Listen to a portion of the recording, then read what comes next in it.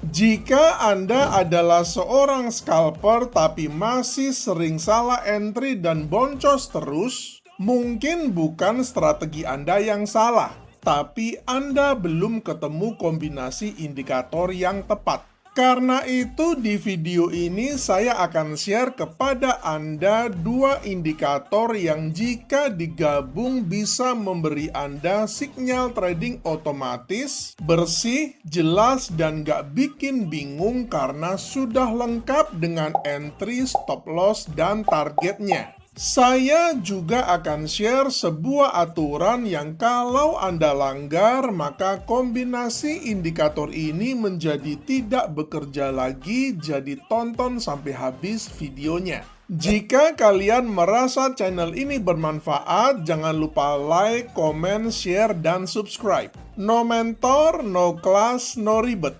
Kita langsung saja plot indikator yang pertama. Pada TradingView di bagian indicators, kita ketikkan saja BB Volatility Breakout Engine plus TPSL, maka akan muncul indikatornya ini yang dikoding oleh Uncle the Shooter. Kita klik saja indikatornya, maka akan muncul penampakan indikatornya seperti yang kalian lihat di layar monitor ini. Bagi pengguna MetaTrader, indikator ini tidak ada, jadi kalian bisa mendaftar TradingView gratis. Link TradingView dan link indikatornya ada di kolom deskripsi video ini. Sebelum kita masuk ke trading rules-nya, saya akan jelasin singkat saja cara kerja indikator ini agar kalian tidak ikuti sinyalnya dengan asal-asalan. Indikator ini fondasinya adalah Bollinger Band, dan untuk menjelaskan saya sudah plot Bollinger Bands-nya ini.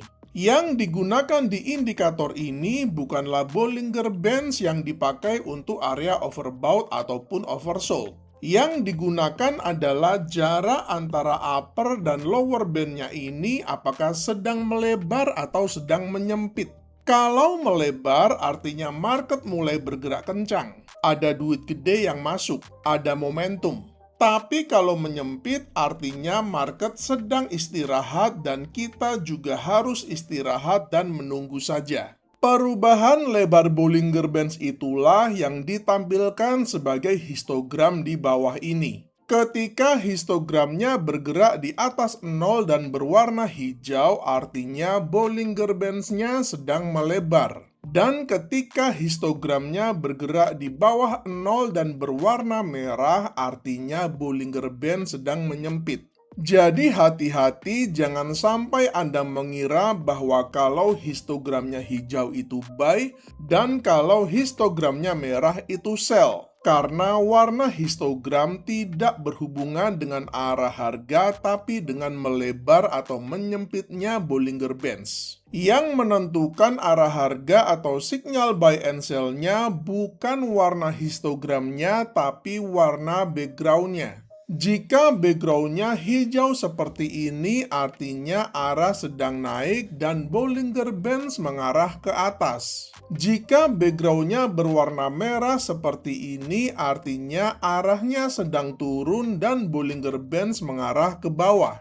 Take buy muncul ketika Bollinger Band sedang melebar, arahnya ke atas, warna background-nya hijau, dan candlestick saat itu juga berwarna hijau. Sedangkan take sell muncul ketika Bollinger Band sedang melebar, arahnya ke bawah, warna background-nya merah, dan candlestick saat itu juga berwarna merah. Jadi semua syarat-syarat itu harus muncul secara bersamaan. Jika ada satu saja syarat yang tidak terpenuhi, maka take buy sell-nya nggak akan muncul. Indikator ini juga secara otomatis memberikan level-level TP dan SL setelah muncul take buy sell-nya.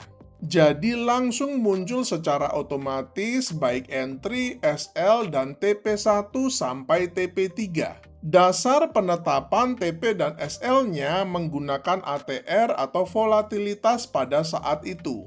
SL ditempatkan 1,5 kali ATR dari harga entry, kemudian TP1, 2, dan 3 masing-masing menggunakan risk-reward ratio 1:1 hingga 1:3. Artinya, kalau market lagi volatile, maka jarak SL dengan TP akan semakin lebar. Sebaliknya, jika market lagi nggak terlalu volatile, maka jarak SL dan TP juga akan semakin tipis. Semuanya sudah dihitung secara otomatis, jadi kalian tidak perlu repot lagi menduga-duga di mana seharusnya SL dan TP-nya.